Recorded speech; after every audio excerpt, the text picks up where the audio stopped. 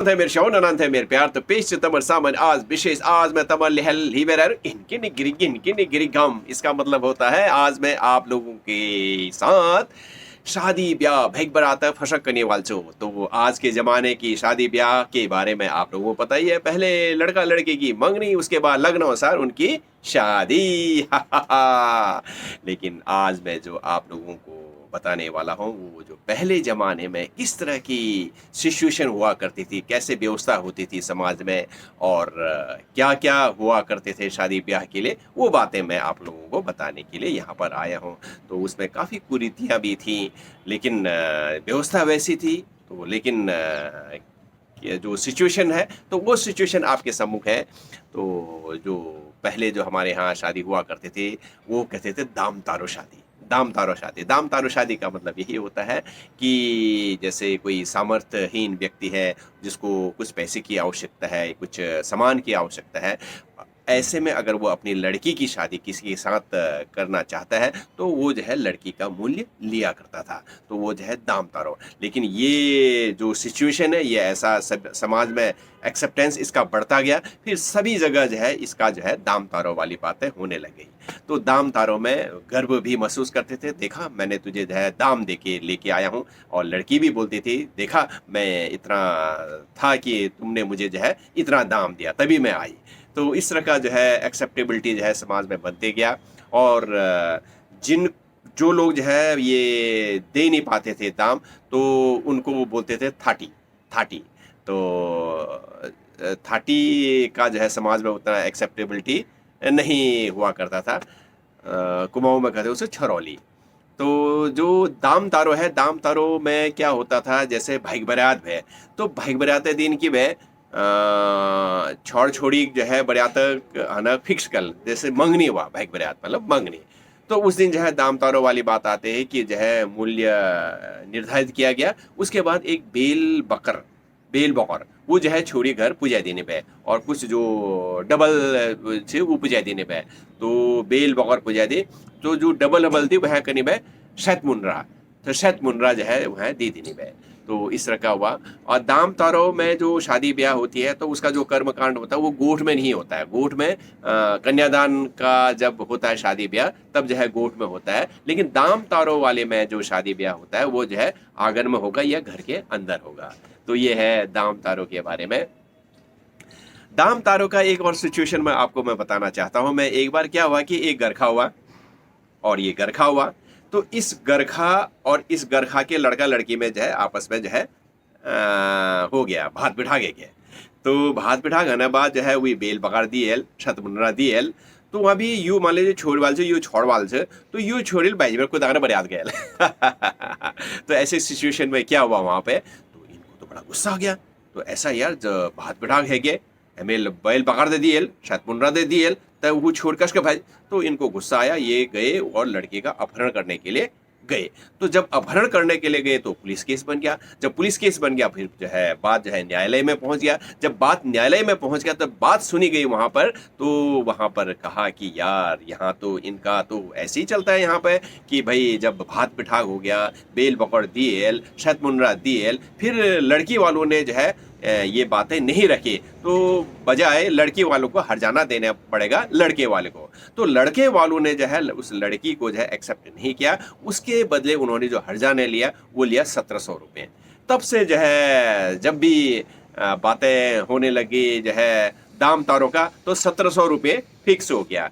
तो जब भी कभी दाम तारों के लिए शादी ब्याह होने लगे तो 1700 रुपये पहले देना हुआ, ये जो है फिर उसके बाद आरंभ हो गया। एक और सिचुएशन वह एक कोई गरखा हुए, उन्होंने जो है अपना निर्धारित किया कि भाई हम तो जो है ये 1700 रुपये ज़्यादा है लेकिन हम 50 रुपये फिक्स करते हैं, इससे ज़्यादा नहीं। और जब भी लड़की की शादी होगी उसमें जो है 2 नाली चावल और 1 रुपया देना होगा, ये तय किया गया उस गरखा के द्वारा। लेकिन उसमें भी एक निकले जिन्होंने अपनी लड़की का जो दाम तारो हुआ वो जो है 26 डिमांड किया। फिर पता चल गया भाई ये क्या बात है, फिर जो है लोगों ने जो है उसका बहिष्कार किया। अंततः उनको जो है अपनी लड़की की शादी घरवाल जाकर करना पड़ा। तो ये दाम तारों की मैंने कहानी आप लोगों को बताने की कोशिश किया। एक और शादी है जो उसको बोलते हैं भगा के लेके जाने वाला, अपहरण विवाह। ये भी एक कुरीति हुआ। लेकिन अपहरण जो है अक्सर जो है बल ब्याती लड़की का नहीं करते थे। बल ब्याती मतलब अविवाहित लड़की, छुनमुन महिला का जो है अक्सर जो है अपहरण करके जो है शादी ब्याह किया जाता था। तो ये छुनमुन महिला कौन हुई? जैसे विधवा हो गई, या किसी निखन्य हो गया, मतलब पति के घर में वो महिला नहीं रह रही हो, अपने मायके में ही रह रही हो, या किसी का पति जो है लापता हो। तो इस तरह का जब होता है महिला के साथ शादी करने का, तो वो अपहरण विवाह के द्वारा हुआ करता था। भगा लेके जाने का जो होता था, जैसे जंगल गए हैं लकड़ी काटने के लिए, वहीं से भगा के ले गए। घट्ट पिशन जाई वे, वहीं से भगा के ले गए। पानी भरने गई है, वहाँ से भगा के ले गए। तो अलग अलग सिचुएशन में जैसा भी होता था, वहाँ से जो है अक्सर भगा के लेके जाते थे। और जो महिला है, जैसे निखाइन महिला है, या जिसका पति काफ़ी सालों से लापता है, या कोई ऐसा सिचुएशन जिसका कहीं और संबंध हो गया है, तो ऐसा महिलाओं का तो था कि हाँ भाई स्वेच्छा से जा भी सकती है।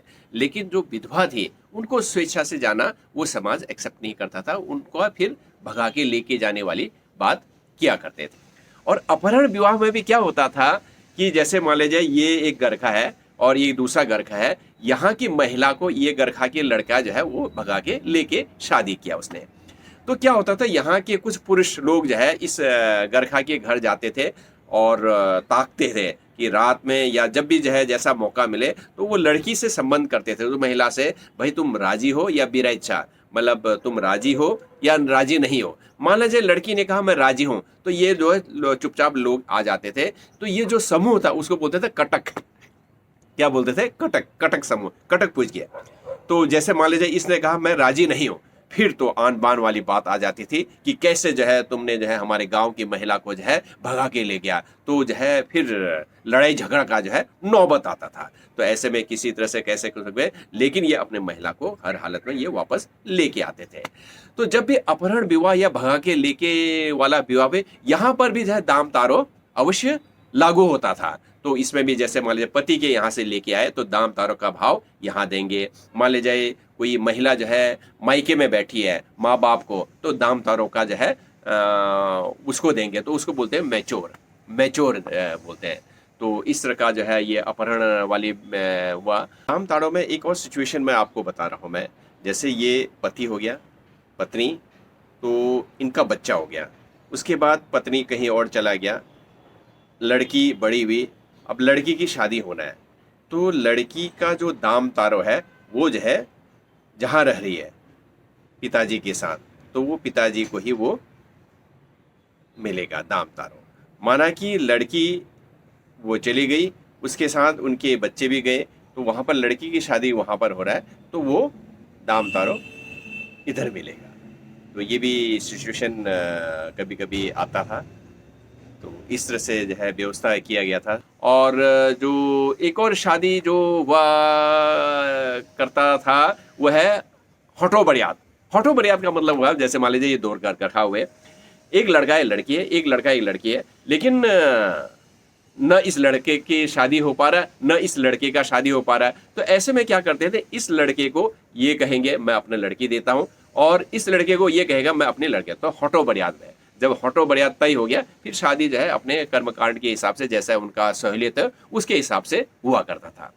एक और चीज मैं बताना चाहता हूं मैं, कभी कभार जैसे कि पहले का जो सिचुएशन होता था उसमें जो है लड़का कहीं गया हुआ है और जिस दिन शादी का तिथि निर्धारित हो गया उस दिन वो पहुंच नहीं पाया, तो ऐसे में शादी को रोकते नहीं थे, शादी को कंटिन्यू करते थे और बिना बर का। तो है गया घन नगर के वे लैल। तो जो फिर जो उसका जो कर्म होता था, फिर जो है बाद में जब नामकरण संस्कार हो तो उसमें फिर वो वैवाहिक कार्यक्रम भी करते थे, या कोई नया घर बना लिया उस दिन जो है फिर नया कार्यक्रम करते थे, उसको बोलते हैं सरोल विवाह। सरोली विवाह वो किया करते थे। तो कभी कभी ये भी नौबत आ जाता था कि पति पत्नी में लड़ाई झगड़ा हो गया, तो तलाक वाली नौबत आती थी। तो उसको लोग आपस में बैठ के सलाह मशवरा करके छुटफिट कहते थे लौदो। तो वो लिखा जाता था किसी में कि अब जो है पत्नी का पति में कोई हक नहीं है, पत्नी का पति में हक नहीं है, उसको बोलते थे लौदो, छुटफिट। दाम तारो वाली शादी, अपहरण वाली शादी मैंने बताया गया, मैंगजैंग सॉरी क्या कहते हैं वो हटो बरियात वाली शादी हो गया, सरोली विवाह वो शादी हुआ। तो इस तरह की जो पहले शादी हुआ करते थे वो मैंने आपको जो है आज बताने की कोशिश किया।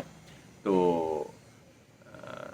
कुछ बातें जो पुरानी है वो सामने लाने की कोशिश किया, लेकिन जब से जागरूकता आई है लोगों में तो तब से जो है सब कन्यादान ही कर रहे। हाँ, कन्यादान के विषय में ये कहना चाहूँगा मैं, पहले जो कन्यादान हुआ करते थे वो शादी जो है 12 वर्ष से पहले ही कर देते थे, उसके बाद जो है नहीं करते थे, क्योंकि 12 वर्ष के बाद कन्या का रजो दर्शन होता है। तो रजो दर्शन मतलब छूत हुआ, जब छूत होता है तो फिर कन्यादान कैसे?